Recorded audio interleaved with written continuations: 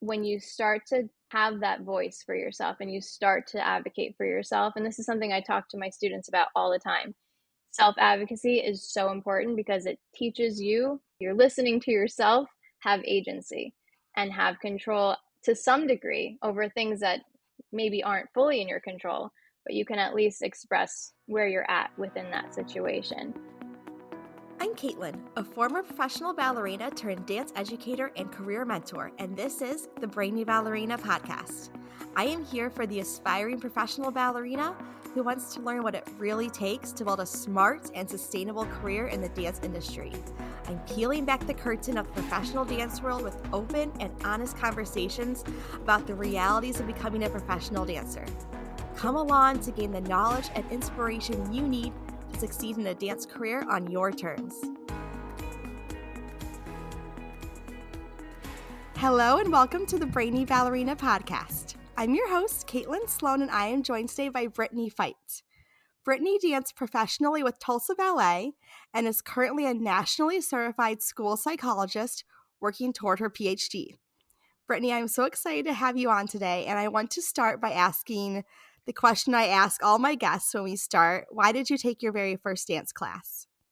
First of all, just thank you so much for having me. I'm so excited to be on.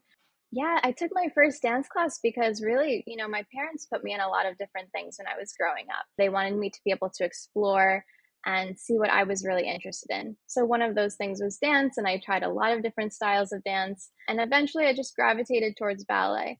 And then it became the kind of thing where it was a passion of mine, and I was dancing around my living room to classical music. I was really the true definition of a bunhead growing up. So they really supported that. They sort of ran with it. And so I went from going to a commercial dance school where I was taking all the different styles to sort of a local ballet school that was just really focused only on classical ballet. I had the opportunity to perform a lot. Our teacher choreographed on us. It was very sort of unique experience as a child to have that. But yeah, that's really where it all started.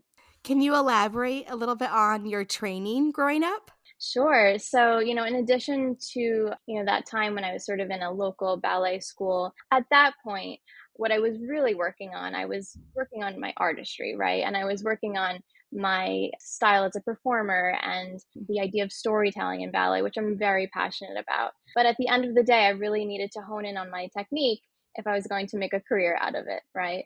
Eventually, I joined Ellison Ballet. Ellison Ballet was and still is in New York City. I'm from New York City, so, I had been living sort of on Long Island when I was growing up, but I was born here in the city. So, the idea is that kind of made full circle, made it back to Manhattan. And I trained with Edward Ellison. At the time, Ellison Ballet was really, I would say, 12 students. I think it was 10 girls and 2 boys in the entire school. It was a pretty unique experience in that we really had one-on-one attention from Edward Ellison. Not to say that students that work with him now don't have that, but when you think about the entire school being that size of population, Yeah. it's pretty unique. And so I trained with him for 3 years, 2 years in high school, 1 year after high school. I actually started a little bit late in terms of my pre-professional training. I was, I believe, 16. That's kind of late. I mean, I think your listeners will know that most, maybe not most, but a lot of dancers start their pre-professional training, whether it's in summer intensives or going and sort of, moving to another state. Like I know a lot of your guests have talked about moving to be able to train in a pre-professional program at a younger age. So for me, it was a little bit of a late blooming situation, but that meant I really needed to put in the work. It's almost like a boot camp for me. Those 3 years, I really honed in on my technique.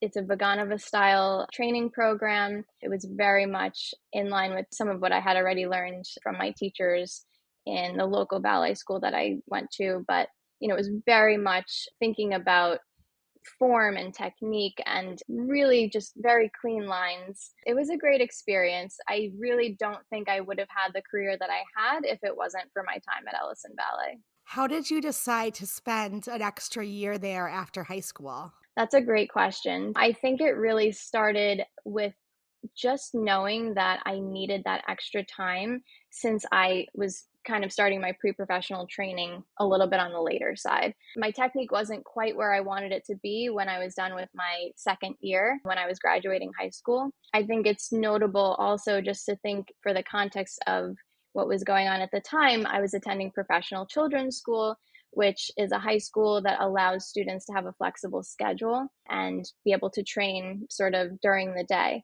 But that was really like my choice. I really felt very strongly about my education. And I felt very much like at any given moment, I might hurt myself. Something might happen where, my career would be over, and I wanted to have an emphasis on my education.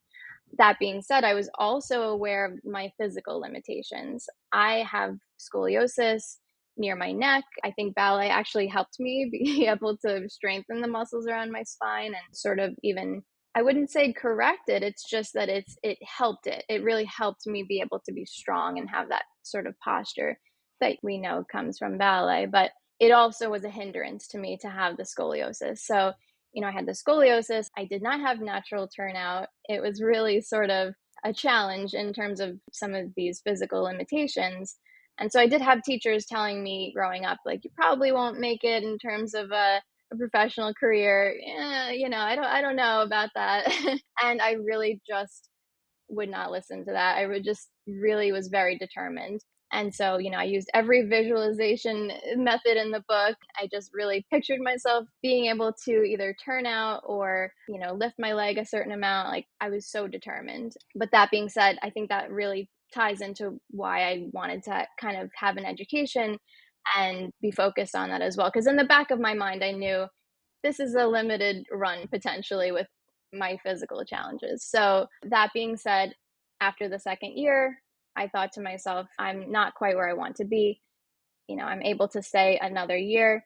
Let's do it. Let's use it as a boot camp kind of situation and get the technique where I want it to be. And it was the best decision that I could have made. I mean, Edward Ellison famously tells people that I came into the school as sort of the worst, technically speaking, and like left at that time, maybe one of the best. And that's just to say that when I came to him, it was really a situation where you almost couldn't see beyond.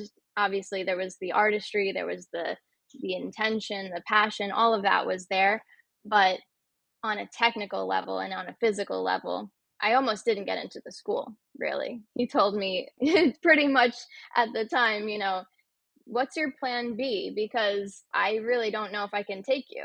And I said, you're my plan B. He saw my passion. He saw that I was very adamant about working with him.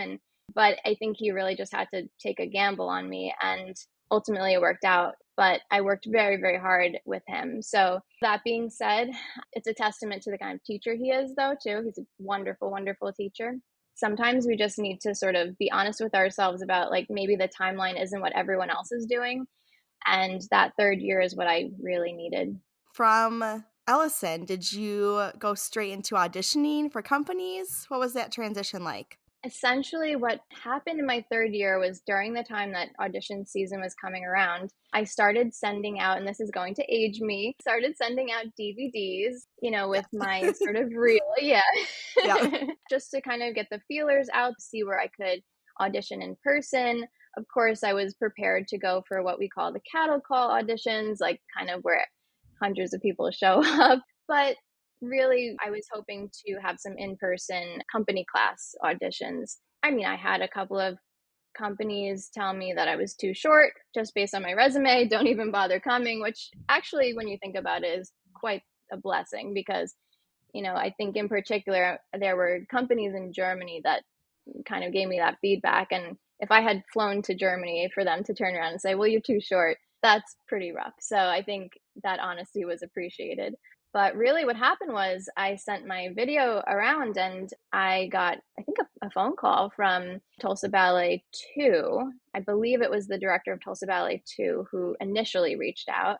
Eventually, I would talk to Marcello Angelini, the director of Tulsa Ballet, as well during that process. But they saw my video and they were sort of excited about what they saw. And I actually got a position in TB2 through the video, which was kind of wild and very fortuitous because at the time I really wasn't in a position to be flying around and doing a lot of auditions, even though I was sending my videos out as if I would do that. But financially speaking, I really was not in a position to do the audition tours that some people have the capability of doing. In the end, being able to land a job where I didn't necessarily have to travel there first, travel back, the whole thing, was very, very lucky. And then really, I think what it took was me doing the summer intensive with, I think it was like a mix of TB2 and the Tulsa Ballet Center for Dance Education. They did like a sort of, I don't want to say like a hybrid situation, but they brought in TB2 to kind of prep them for all the new dancers for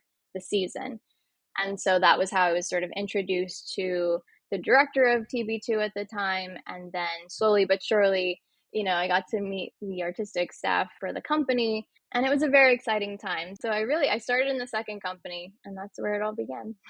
What was that transition like for you from student to professional? Yeah, so I think that I probably had a little bit of a unique transition. When I started with TB2, I would say if you're starting, let's say, not thinking about the summer intensive, but the actual season for the company, because at the time, we would take company class probably 2 or 3 times a week, and then we would have our own TB2 company class, if you will, separate.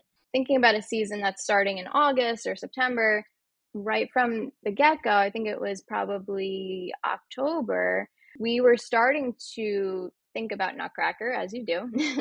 and it was a very interesting situation, an opportunity to learn the principal role of Marie in the Nutcracker within my first season in TB2. And so the way that kind of looked was basically Marcello approached me during a company class where TB2 was sort of invited to be there and said, I need you to stay in Studio C after class. And I was like, okay, great. I thought it was going to be like an angel or some like cameo kind of thing. Basically, what wound up happening was that I was a sort of third cast understudy situation for this lead role. I think because of that, if you can imagine being sort of the lowest rank at the time and then learning a role that is the highest rank, the interpersonal dynamics between myself and the rest of the company and the rest of the second company became very challenging. I think after a while, people knew that I had no bad intentions. I was very much a team player. I was not out there to step on toes or anything like that, but they didn't know me. So it was like my transition into that role as a professional was very challenging because of that. Would I trade that experience? No, absolutely not. But it did teach me to really persevere when you have the pressure of learning a principal role. And actually, our second cast, someone within that second cast got hurt. And so we became the second cast from third. So the pressure was really even more on, and so it became more real. And then it became even more frustrating for people in the core and soloist rank and the demi soloist, the soloist. It was like a whole dynamic. I'll never forget our ballet mistress. She took me aside and she said, you need to go into your own world with my partner, Claudio, at the time. Like, you need to go in your world with him and just be a part of that storytelling thing. Like, just really go into the character and not pay attention to the rest of the quote unquote noise of what's going on. Ultimately, we didn't perform that first year, and it was very good that we didn't necessarily because Marcello was I think this was a very sort of open and honest thing for him to come to me and say, if you're not necessarily ready to do a principal role, I don't want your first experience to not be good. I want it to be a good experience for you. And so we wound up performing it the following year. But again, I was still in the second company. So a very interesting dynamic. And so that's why I say this transition from student to professional was rife with challenges that maybe you wouldn't see right from the get-go. But everyone, I think, as a dancer has situations where they either get an opportunity to learn a role or they have to deal with that interpersonal challenge of you're trying to persevere and maybe be the one to get selected by the choreographer coming in or anything like that. but you also you want to be liked by your peers, and there's that social component. It can be quite challenging. So I hope that in sharing my story, it's more to speak to the fact that in the end, once my peers did know me for who I was, it was much better in the sense that I was able to navigate that and come together as a team player, and we could coexist happily. It was hard for everyone all the way around, but I think it just shows dancers that, you can persevere through those situations and come out the other end. That's so tough as a young dancer. You were just asked to learn a role, and that's so tough to feel like pulled between the two of wanting to make friends and find your people and be in a new place. And then also, you're asked to learn a principal role, and that's a really big deal. You should feel proud of that and excited for that. And to have that kind of weighing you down, that's really tough. It was a very interesting and challenging situation. And like I said, I'm eternally grateful for it in the sense that the artistic staff felt that they had enough confidence in me as an artist to take that on. However, I had plenty of conversations with my peers years later about them. It really started with them maybe kind of like apologizing or thinking like, oh, I really didn't give you a chance. Like I kind of just saw you as the girl that came in and took the role. It was a very interesting thing, but I mean, at the end of the day, that also happens in other workplaces too. Even I think about my role as a school psychologist. I have an idea, I might speak up in a meeting, something like that. And if I'm like sort of the newbie school psychologist around, maybe someone might take that as being a little bit too ambitious.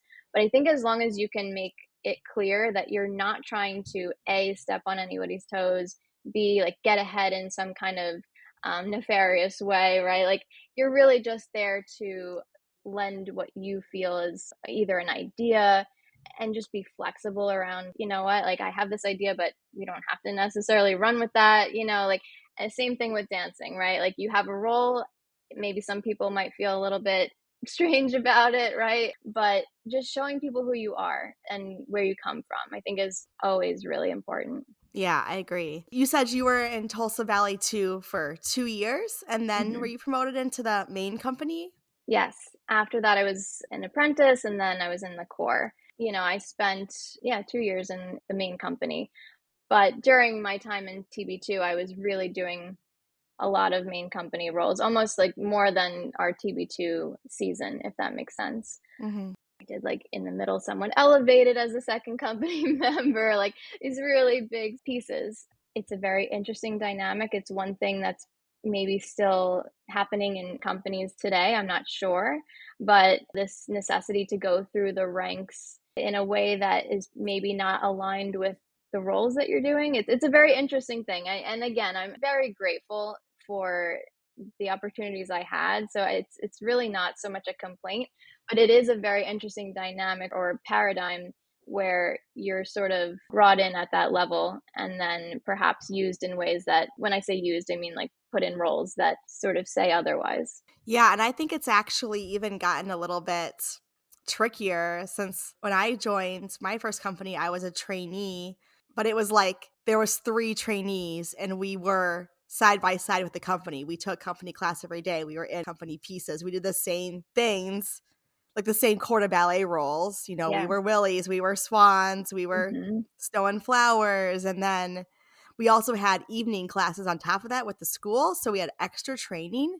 But Oh, as wow. far as our trainee program went, I felt like that was the beginning of my professional career because I was dancing with the company in Sure. the sense that it was the same type of day. And as opposed to now where you see a lot of training programs where it's like very much a school program and then you go through the ranks are never the same in every company, right? It depends, but it's like maybe Yeah. you go through apprenticeship or second company or however that company runs things. But I feel like there's more ranks to go through now than there even Yeah. used to be. And it's just like companies will put dancers, like you said, they just start them at the lowest one and move them up through it, whether or Hmm. not what they're performing matches that. And I just see dancers, it takes so long to get that paid contract because they just kind of know they can keep you in that level Yeah. and not pay you for however long because there is just that expectation as a dancer.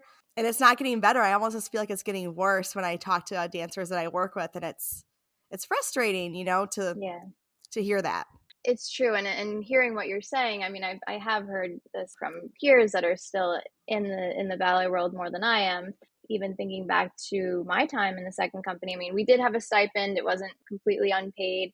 I remember having a conversation with Marcello, who's the artistic director, about how my opportunity to learn that role was really a way to see where I could go. Like, what were the limits in terms of where he could push me? And that's artistically, technically, all of that, right?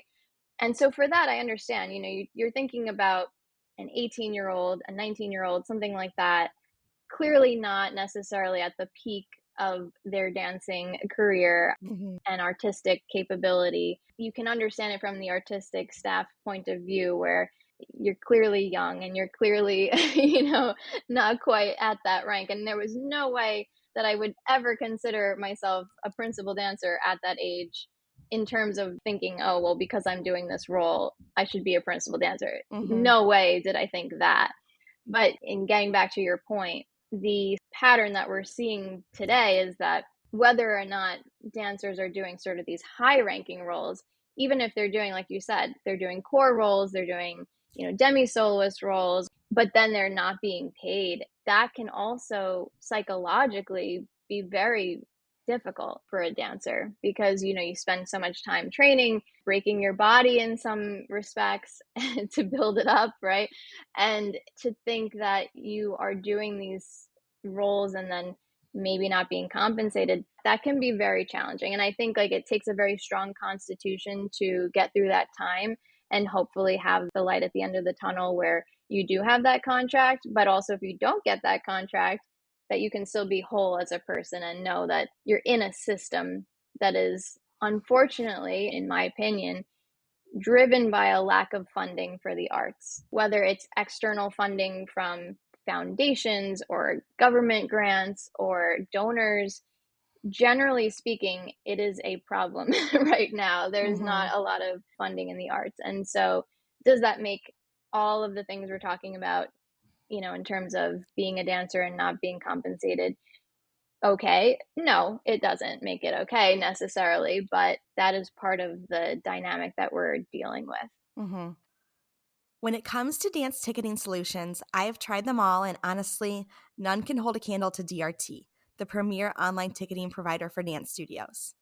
Whether you're planning a recital, a summer camp, or the Nutcracker, DRT is the one I recommend over and over again. So, what sets them apart? DRT offers turnkey solutions and custom ticketing sites completely free. Plus, their dedicated customer service team works extended hours to support both you and the dance studio and your patrons. I have been lucky enough to experience their incredible customer service firsthand, and I am always blown away. No request is too crazy. They always find a way to make it happen so that you can sit back and focus on the dancing, knowing your customers are in great hands. Are you ready to get started? Tap the link in the show notes to learn more, and be sure to mention that the Brainy Ballerina referred you. Do you have a favorite role that you danced during your career? Well, I mean, of course, I have to sort of think about Marie when I was doing this principal role. It was really pivotal for me, and it was very special because at the time, the Nutcracker at Tulsa Ballet was set in the 1920s in Paris. Everything was sort of Art Deco, like in terms of the sets and the costumes. And it was really very different than your typical Nutcracker. It was a really fun experience. But I would say a close second would be either, in the middle, somewhat elevated, which I mentioned before, or even Nine Sinatra songs. I had the opportunity to do the Something Stupid role, where it's like, it's a really fun and kind of humorous pas de deux. All of those roles were really special to me. But, it was great. We did sort of a mix of classical and contemporary roles, and choreographers were coming from all over the world. And so, my experience with the company was really very special to me. I was blessed with a good experience all the way around. But yeah, I mean, if I had to pick, probably it would be Marie, just because it was a very special time. How did you decide it was time to retire from your career as a professional dancer? That was tough. I mean, as you can imagine, it's a huge decision. In my third year, I was starting to have injuries that were really persisting. and I was having different injuries pop up. And as I mentioned before, I have scoliosis. So when I would get injured, the injury would sort of heal and then something else would pop up. If you think about, let's say you have an injury in your ankle, and then it would like move up to my being a problem in my knee, and then later it would move up and sort of be a problem in my hip. And that's to some degree typical, but when you add in the factor of having scoliosis, it's almost like I wasn't working with a blank canvas in terms of a body. So I had all these other things that would pop up, and so as I was healing, it would just take that much longer. I think in that third year, I was in pain a lot. I was kind of on workman's comp and having to sit out. I was really frustrated. Basically, I said to myself, I'm going to give myself another season. I'm not going to just make this decision sort of lightly, go to PT, try to address all the issues, try my best, right? But ultimately, within that fourth season, I was getting injured that much more. I kind of like had a very strange situation with, I always had like issues with my peroneal nerves, which run along the outside of your calf, if you will, where I was on point and all of a sudden I would just like come down off point. It was like my shin bone was pushed forward and my peroneal nerve was injured. It was a whole thing. So you can imagine being a ballet dancer where out of your own control, you're on point, and then all of a sudden your foot just kind of like comes down. It was very disheartening and very frustrating for me. It's like anyone else, you have a job, you're trying to do your job, and you feel like you can't physically do it. So there was the physical pain, and then there was the mental pain of being in the physical pain. And ultimately, yeah, I just decided that I kind of always knew that I would want to go back to school. I knew I'd want to explore other areas of my artistry. And it just, I guess, felt like the time to do that when I was at least not necessarily needing to get surgery or like something that was more extreme. And a lot of people get surgery for injuries, and there's nothing wrong with that. But mentally speaking, I was in a place where I needed to step away and not be in pain anymore and not go through maybe the trauma of trying to fix my body to go back and force it to do something that it really kind of almost physically is not meant to do. I do think that a lot of it was surrounding this concept of pain, physical pain, and that's where it came from. But at the same time, I was always very curious about what would I do after ballet. I always loved to write. I always loved learning just in general. I always loved school. So it's almost like I knew that I would go back to school and go to college and all of that, but I just didn't know in what way. What made you want to study psychology in school? Yeah. It's funny because when you look back, you can kind of sort of see how it all comes together and connect the dots. But like I said, I really didn't have that as part of my plan when I left Tulsa Ballet. I moved back to New York City, and I think this is a testament to the fact that I see my identity as an artist first versus a ballet dancer. And that's just a personal thing. But I really thought, okay, so I'm going to find my next best thing, my new avenue for my artistry. And so I was doing acting lessons, I was doing vocal lessons, I was auditioning for Broadway roles. And eventually, I actually went up for the lead in American in Paris, which was really super cool, the experience of that alone. I think really when it came down to it, I still knew I wanted to go back to school. And so I went to Columbia School of General Studies. I know it's been mentioned on your podcast before. It's for non-traditional students, and a lot of them are dancers. And what that really means is that you have 1 year or more after high school that you're doing something other than school, right? So we had a lot of military veterans. We had people that were caring for a family member and had a break from school, or were training. They were models, they're musicians, all different things. And so, I went to that program and I started studying creative writing because, again, I saw myself as the creative artist, and I always loved to write. I was writing poetry from the age of probably 7, something like that. Just was always writing. So I kind of thought that was the direction I was going to go in. And I studied nonfiction specifically because I was really interested in talking about my experience as a dancer.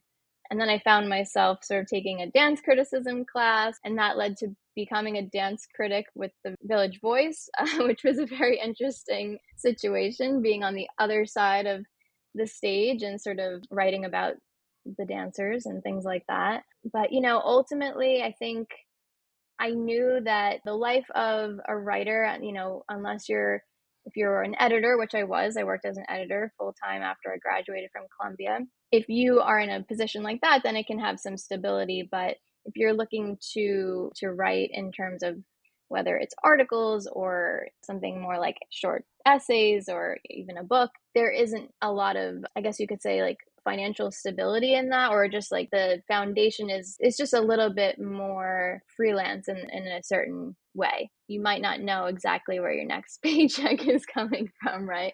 And that's true of the arts as well, right? Like when I was doing acting lessons and I was thinking about how I could turn that into my next big thing, it was challenging to think, okay, now I don't know if I get this gig, what will happen when that's over. And at that time in my life where I was having some struggles with walking away from the ballet world, having the physical pain still, I needed a little bit of that stability. So to answer your question in terms of psychology, to get myself through Columbia financially, I was teaching a lot of private lessons and a lot of group classes for ballet and creative movement.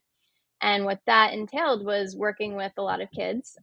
And I was lucky enough to be asked to teach a couple of different private lessons to basically, I think it was between the ages of 5 and 6, a couple of girls who had a form of neurodivergence. So one girl had autism and the other girl had ADHD and anxiety.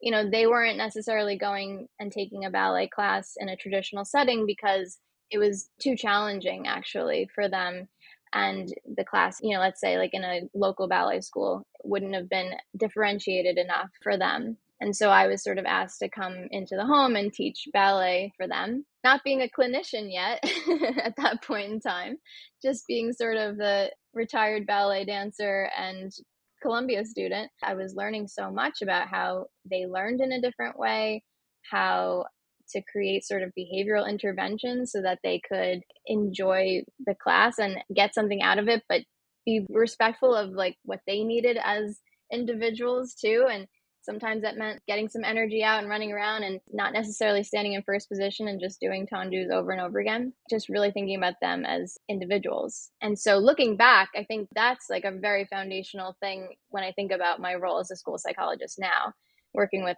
neurodivergent individuals every day and differentiating instruction or, program planning for students like that.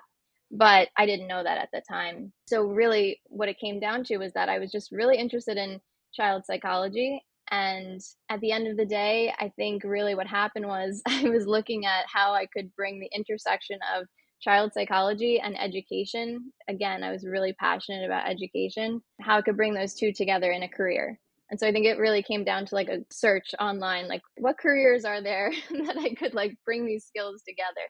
Ultimately, through that research, I was able to find school psychology. I had taken some psychology classes at Columbia because even though I was a creative writing major, they have the core curriculum and you have to take a certain amount of things, within different fields. Like I had to take a science class and to take quantitative reasoning, all these things. And that became very formative in the sense that, I had background knowledge to build upon when I went for my master's then in school psychology. So, I mean, looking back, it makes sense in terms of putting the dots together. But going forward, I didn't necessarily have like a clear path set in front of me, but I just had to have faith. And I don't think most people do have that clear path as a young person, or even now, actually. You think that you have to have this very clear idea of exactly what you're going to do. They need to work backwards and figure it out. I always do encourage dancers to have a plan so they can have goals and work toward it. But sometimes things just happen in a way that you could have never planned, and going with it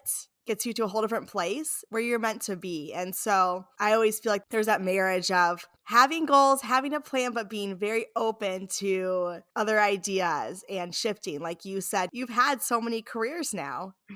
Instead of saying, well, I went to school for this, for English, I have to stick with this English career, or I studied dance so hard, I have to keep dancing for this long. You're able to say, well, this is interesting to me actually, and I see my path going here. Let's follow that. Yeah, absolutely. And I would also say that even thinking about right in this moment. I graduated with my master's in school psychology in 2023, became a nationally certified school psychologist, started working at a private special education school in New York City. I had the opportunity, because of the way my job was and the opportunity to take classes at night with Fordham, I had this chance to go back for my PhD. The PhD is sort of an extension, I would say, of my master's. So it's not like you're starting from scratch. I went back with advanced standing. That being said, it is a fairly big commitment, because now not only were there classes to take, but I'm taking on research and eventually a dissertation and things like that. But even to this day, did I ever think I would be in a PhD program? No. I mean, on some level, because of my love of school and my love of education, was it in the realm of possibilities? Sure. But, I certainly couldn't see how that would have happened back in the day.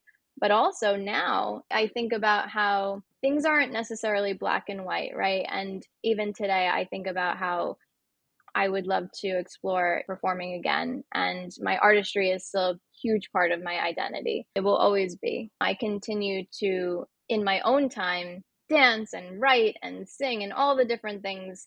But in terms of it being out in the world, right, that's something that I'm working on now. It never stops. It's sort of a lifelong journey in terms of getting to know what you want to do as a person, and for some as an artist or as an intellectual or both, right? It's just kind of lifelong. Yeah. Can you tell us more about your current work and what you do as a school psychologist? Sure. I have a really kind of unique role where right now, I'm working with a sort of older population. So traditionally, as a school psychologist might be in a school, let's say K through 12 setting. I'm working with 18 to 21-year-olds and older.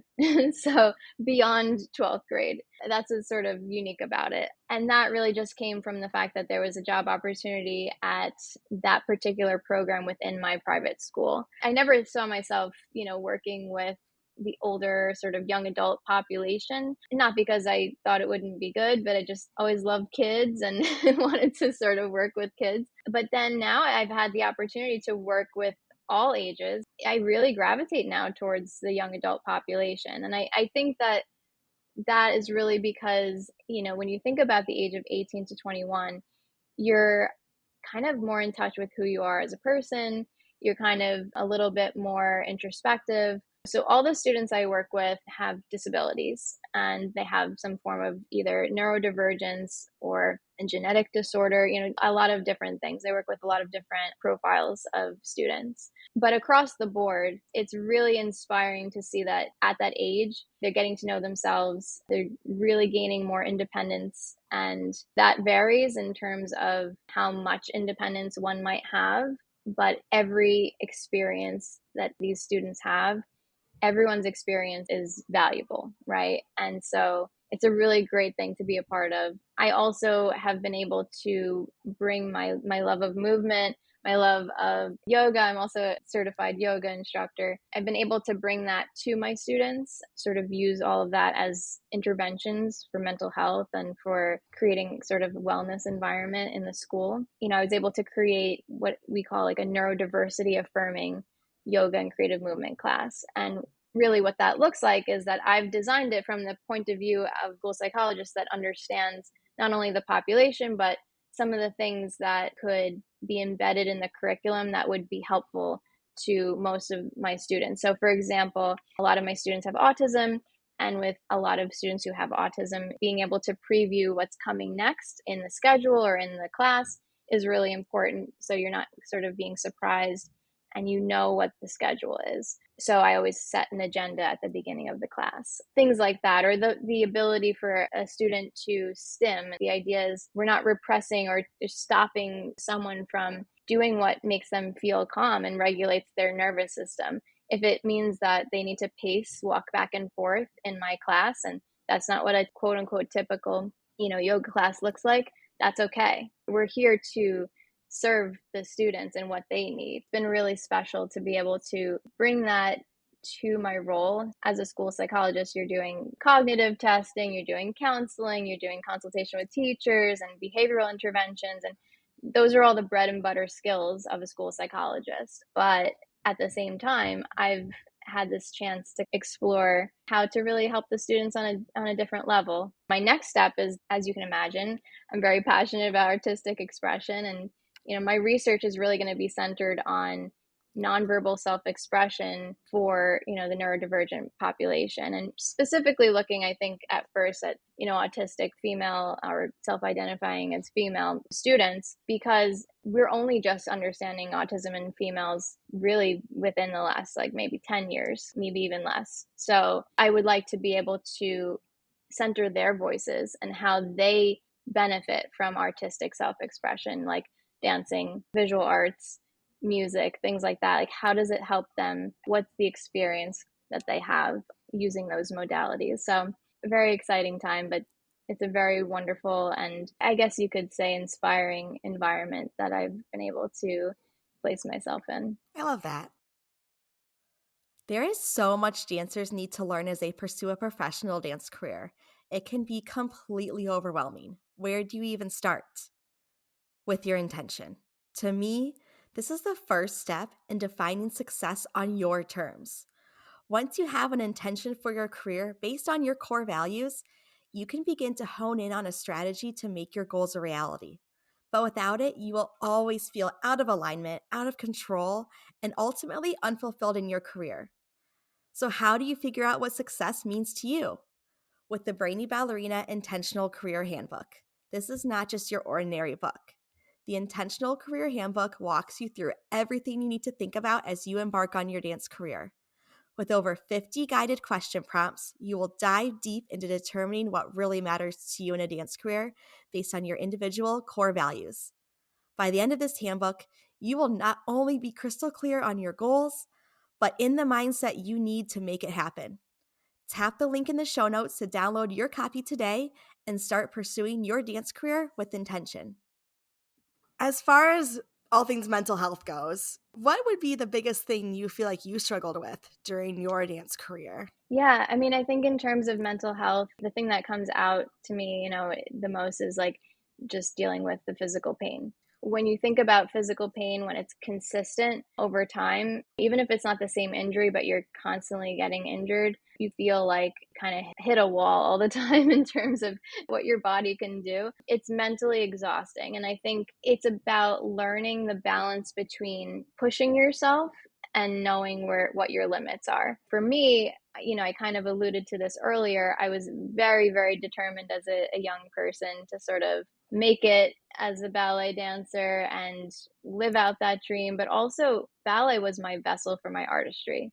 It was the way that I could express myself. It was the way that I could tell a story. I mean, especially growing up, I was a little bit more comfortable with expressing myself non-verbally through dance than verbally. So it was a multifaceted thing. But at the end of the day, the physical nature of ballet is very intense on the body. I know dancers who they're born with turnout and extensions and things like that, where dancing into their 40s is not necessarily a huge ask, right? It's kind of like not as much of a challenge.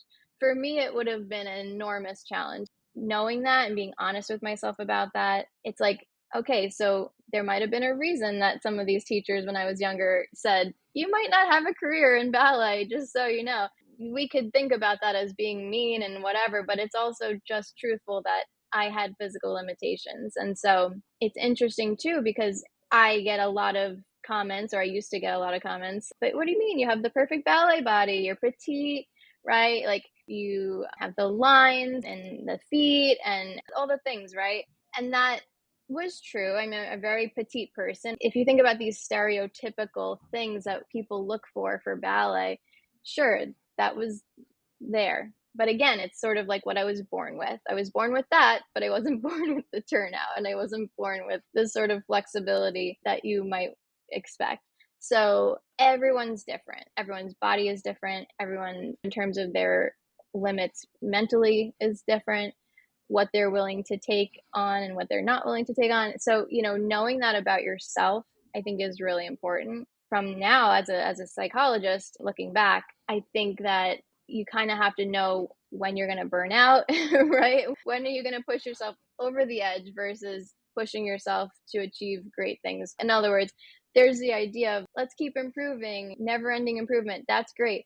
But also, let's not burn ourselves out to the point where now we can't even think about ballet without feeling some sense of regret or something like that. So it's a fine line, but I think it takes a lot of self exploration. Burnout for me personally feels like one of those things where if I look in the past, I can be like, oh my gosh, you were burnt out. But at the time, I just thought, I either thought that I was lazy, I thought that I was just over it. Like I just had all these other thoughts about myself. When I retired, I don't know, looking back, at the time I felt like I was really ready to retire. And now years later, I'm like, I think I was just exhausted and burnt out and I maybe just needed a break, but I felt like I was done. How can you have a better idea in the moment of what's Yeah. going on? Yeah, I mean, they say that when you're headed towards burnout, one of the telltale signs is that there's a resentment that happens. You start to have this inner dialogue of, well, why do I have to do this? Or this is ridiculous, kind of like that negative self talk, but it's also about what you have to do versus just about yourself. Some of it could be about yourself as well, but it's like a negative outlook that starts to happen. And that can be really like a red flag. I mean, especially this is why I like to practice mindfulness meditation because you're sort of aware, you practice being aware of your thoughts, and thoughts come in and out all the time. We don't need to listen to our thoughts as dogma, right? Like, you don't necessarily need to believe everything that your brain is telling you at every moment. Sometimes thoughts, involve self doubt, and that's normal. But I think the thoughts that have to do with a resentment of what it is that you're doing, the overarching, like, what's the point of this whole journey? When you start having those, like, sort of existential questions come up, that's like a time to go, well, hold on, let's think about this. Maybe I'm exhausted. Maybe we need to pump the brakes a little bit. Also, you can take into consideration too, like, how does my body actually feel? Am I getting injured more than not?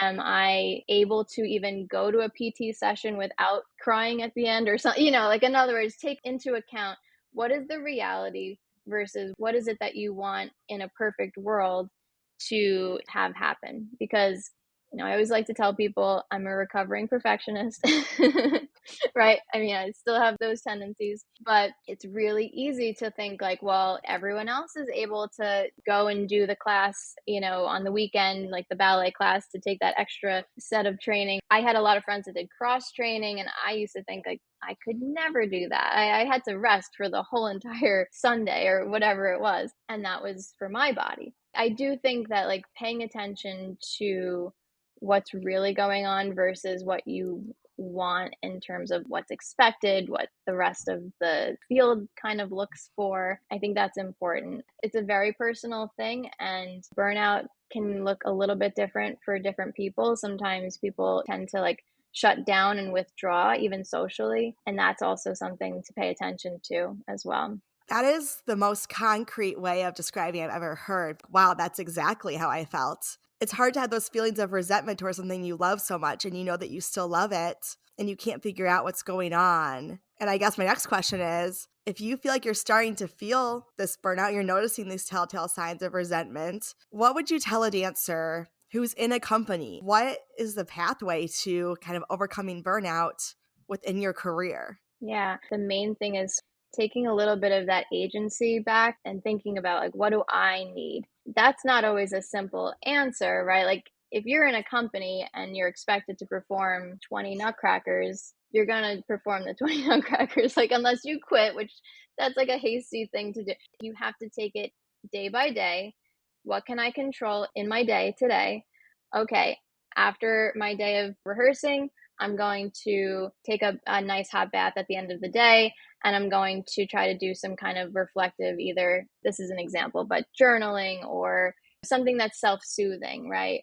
Maybe starting to prioritize your health in other ways, what you're eating or what you're even ingesting in the sense of the culture that you're surrounding yourself with, like positivity versus whatever it may be, even in the media, right? Like, just thinking about what is it that I'm giving myself and what is it that I'm putting my attention into. Those are smaller steps along the way, but then thinking structurally in terms of on a dancer level and in a company, what can I do to preserve some of my energy throughout my day? Am I pushing myself too much in my morning company class? Maybe I don't wear the point shoes in the class, if my feet are like killing me at the end of the day. Or maybe, I need to tell my partner that the first go around we mark it first. I don't know. Like, obviously, everyone's different. It's really just about communicating at that point. Communicating with, if you have a partner that you're working with, or if you're have like a ballet mistress or someone like a rehearsal director, maybe if you have an injury, right? You're telling them, my left ankle is kind of wonky today. I just want to let you know. And so if I kind of stop at this one point where it really hurts my ankle, that's why. And I'm just trying to make sure that I don't push it over the edge. That means being able to self advocate. Is that easy? Not always, especially in an environment where there's not a lot of verbal communication between the dancers and the artistic staff in a lot of situations. But when you start to have that voice for yourself and you start to advocate for yourself, and this is something I talk to my students about all the time, self-advocacy is so important because it teaches you're listening to yourself, have agency and have control to some degree over things that maybe aren't fully in your control, but you can at least express where you're at within that situation. If you have pushback, okay, then you're going to deal with that. But if you have the reception of, okay, so you have this injury, you have these challenges, let's work together to figure out a plan. Hopefully that's what happens, but you move forward from there. And the last thing I would just say is, at the end of the day, it's thinking about like, what are your passions and your intentions, your goals, and why you're doing what you're doing. If you still have the love there in terms of either ballet specifically or expressing yourself or any of those things, then it doesn't necessarily mean like, oh, well, I still love it, so therefore I'm going to push myself to stay in it. No, it doesn't mean that. But it just means reconnecting with your intentionality so that you can think about like, okay, either A, I need to figure out a way to have longevity so that I can continue to do this and live out my purpose, or B, figure out a different way to fulfill that purpose, right? And maybe that means not dancing. It really takes a lot of self introspection and getting comfortable with paying attention to your own thoughts and your own desires. It takes time, but it's really important. You said one thing that I want to come back to, because you said, maybe your ankle is bothering you and you can tell your rehearsal director, hey, this is going on. I feel like that is typically received well, right? Like a physical limitation. They're like, okay, I can understand that. But how would you go about telling your director like something more mental, emotional? Like that is a little bit harder to express concretely, and as opposed to a physical limitation where that just makes more sense to our brains for some reason. Yeah, I think it makes sense to our brains, but I think it's also a little bit of a societal and structural Mm. situation going on where like we don't always talk about our mental health. And there's a time and a place. I'm not saying that every day that you go to work, and this is not just in a ballet company, but in Hmm. any, work situation, you're not going to necessarily walk in and be like, okay, everyone, so, I had this thing happen in my personal life. And so everyone, you need to know that I'm going to be in a bad mood today, right? Like Yeah. there's a fine line. But I think when you're really struggling and there's really something in your mental health that is stopping you from either performing in the way that you usually do, showing up on a personal level in the way that you usually do, it helps to be able to like explain this to the people you're working with so that they're not sort of like questioning, well, what's really going on here? And again, it's not going to be an easy conversation because in general, when you have to have these conversations, it's vulnerable. Inherently, mental health becomes more, and this could be a societal thing, but it is more vulnerable or provoking of a vulnerable conversation than, let's say, like my ankle hurting. Getting a little bit more comfortable with that is important. But how you do it, I don't know if it's baby steps or if it's just trying it out. But really, it's just, asking for a time to talk to someone, right? Just like a little bit of your time. I just want to like express something that's been going on with me. Just trying to be truthful. It doesn't mean that you need to tell them every detail of exactly what's going on either in your personal life. You can share as much or as little as you feel necessary. But I think most of the time it's really just a matter of expressing a challenge and a recognition that things have been off and things have been a little bit hard for me, like that kind of a standpoint. Most of the time, when you're coming from a place of recognizing like things are different, the other person will potentially take that and run with it and say, yeah, I kind of noticed that things were a little bit different and I didn't want to say anything, but what can we do? That's hopefully what would happen. Will that always happen? No. I mean, not everyone is well versed in talking about these things. But we, as dancers and as professionals, even, we are better served when we can be in touch with our own struggles and admit when something is going on. And sometimes I think too, it's finding out for yourself, what is it that I need in this moment? Because if you don't know what you need, your artistic director is not going to know what you need. And I don't mean to be so blunt about that, but let's say like maybe what you need is to pull back on taking on so many roles. Or maybe what you need is to have a personal day, just one personal day, right? It's very different depending on the situation. But if you go into the conversation and say, I'm struggling, but then you don't necessarily know what you need, it can be challenging for the other person to know how to respond. And so maybe there is that dynamic that happens sometimes. But overall, it's really important that we're paying attention to our mental health because it's really all we have. It's what colors our existence. So it's very important. I like that idea of having a very clear ask so that you can have a productive conversation that will help the other person be able to help you. What do you think needs to change in the dance industry? Yeah, that's a good question. I mean, I've now been retired for 10 years. So I haven't been in a ballet company for quite some time. That being said, I mean, it probably comes down to communication, having dancers feel that they can communicate with the artistic staff and with each other.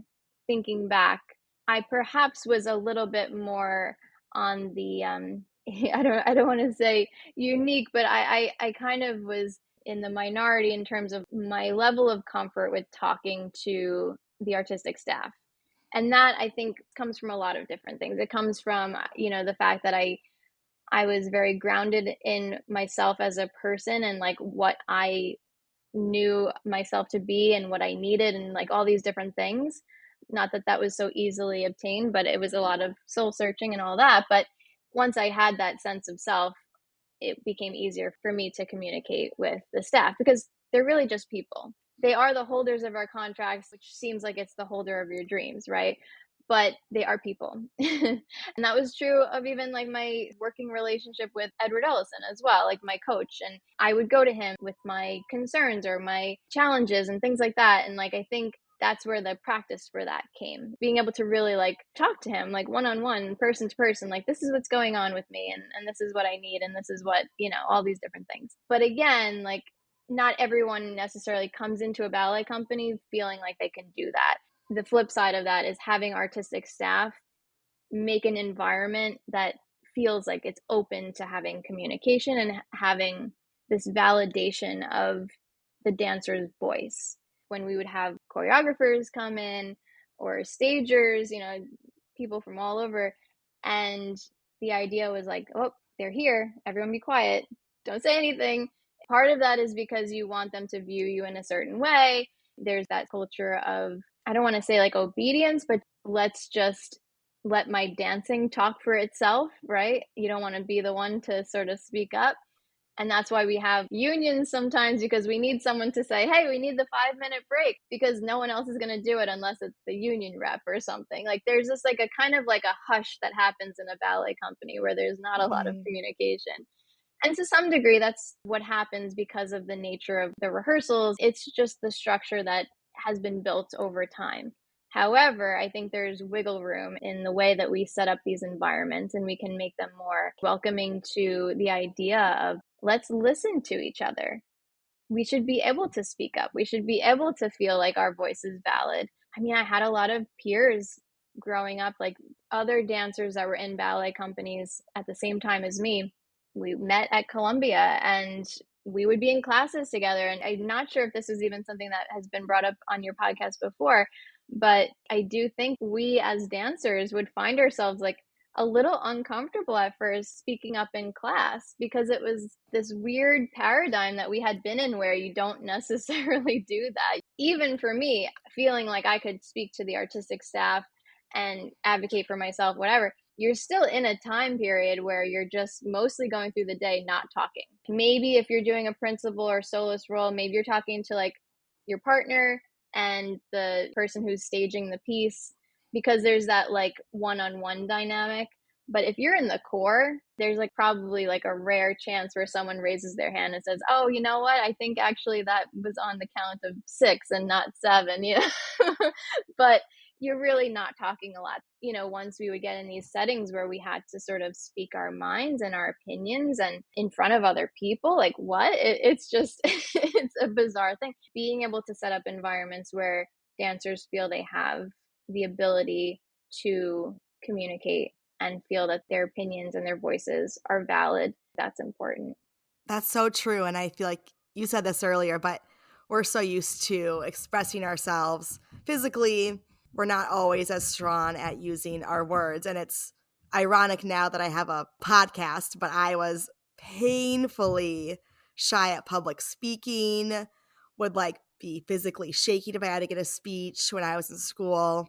I mean, I couldn't go up to somebody and start a conversation. I'd be so like nervous, but I could go into the dance studio and perform on stage, no problem. It is so interesting. And I do agree that there's a two-way street of companies making sure that dancers know that their voices can be heard. And then dancers, like you said, just kind of have to practice communicating more Yeah. and learning how to have that skill. The more I do it, the better it gets, the better I get expressing myself. But I still sometimes feel like I struggle to find the right words or know how to have a conversation, or even just sometimes I'll be freaking out about something that's going on. And my husband's like, "Well, did you talk to them about it?" And I'm like, "No." It's like Right. you're crafting a whole story in your head of what they're thinking. And you're like having all this anxiety about it. And then once you have the conversation, everything's fine. Right. Having that communication is not my first instinct sometimes because it just feels uncomfortable still. So I really agree with everything you're saying in that context. Yeah, it's a very interesting thing. Yeah. Okay, last question. What advice would you give to aspiring dancers pursuing a career? I would say my main advice is to get in touch with what you feel is we use the word passion a lot and it's maybe overused, but your passion, your intentionality, your purpose. And, as a young person, that's very hard to sort of be in touch with that fully. I would never think that, a young person is necessarily going to have that sense of self fully formed going into a dancing career. However, thinking about what it is that you love about dancing, what is it that you aspire towards, who are your role models, right? Like thinking about all those things and then trying to coalesce that into somewhat of a plan. And I think that's probably, a lot of what you're doing when you're working with dancers one on one. But I think really what it comes down to is when you're thinking about a career as a dancer, as an artist, you are trying to get in touch with who you are as a person and what you want to put out into the world. That's sort of the deep answer, if you will, in terms of the intentionality. On a practical level, I would say if you want it, then you need to really work really super hard, but know your limits, know when you're starting to burn out, know when to take a break, know that everyone is different because, again, during my training years, I had peers that were taking classes on the weekends and my body physically could not handle that. And so it's catching yourself when you have the negative self-thought when you say, well, I must not be good because I can't dance on the weekends and go to that open class in addition to my usual training schedule, right? Like it's knowing that everyone's different and knowing that your journey might not be exactly the same as the next dancer's journey, and that's okay because everyone has different goals. For me personally, I had a very condensed career. If you look at the timeline, it was 4 years in Tulsa Ballet with a lot of roles jam-packed in there, and I could maybe say to myself, "Oh, well, it wasn't a very long career," all these different things. But truly, like when it comes down to it, I'm very happy with my career and the time that I spent dancing. And it only informed that much more all the different things that came later in my life. And even now, as I explore performing again and all these different things, it's never sort of this black and white situation where it has to be one thing or the other. Going forward, I think as you embark on the journey of being a dancer and exploring all of that, just knowing that you're not going to know the end result.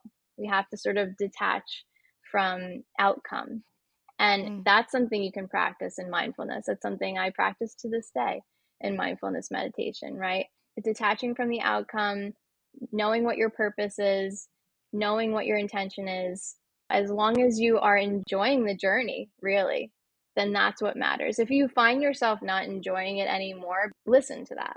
At the end of the day, it's always going to be about not the destination, it's the journey along the way. that's beautifully said. If any of our listeners want to learn more about you or your work, where can we find you? So you can find me on my website, which is brittneyfeit.com. Also on Instagram, which is just my name, at Brittney Feit. I have a lot of interesting projects coming up, and I usually post them all through my social. If you go to my website, you can see what I'm doing as a school psychologist, as a yoga instructor. I create meditation videos on YouTube. So that's another one too, is at Brittney Feit on YouTube. I'm also a second act mentor, which I know you are as Mhm. well. And I'm just always more than happy to share my experiences, share my journey with people because everyone's journey is different and we all learn from each other's experiences and take from it what we want and what we need and that's a beautiful thing. So certainly those are places that you can find me and feel free to reach out. Amazing. Thank you so much for sharing all of your knowledge today, Brittney. This was a great conversation, and I'm so thankful to have gotten to talk to you. Well, thank you so much. I really enjoyed it. Thank you for tuning in to the Brainy Ballerina podcast. If you found this episode insightful, entertaining, or maybe a bit of both, I would so appreciate you taking a moment to leave a rating and hit subscribe. By subscribing, you'll never miss an episode, and you'll join our community of dancers passionate about building a smart and sustainable career in the dance industry. Plus, your ratings help others discover the show too. I'll be back with a new episode next week. In the meantime, be sure to follow along on Instagram at The Brainy Ballerina for your daily dose of dance career guidance.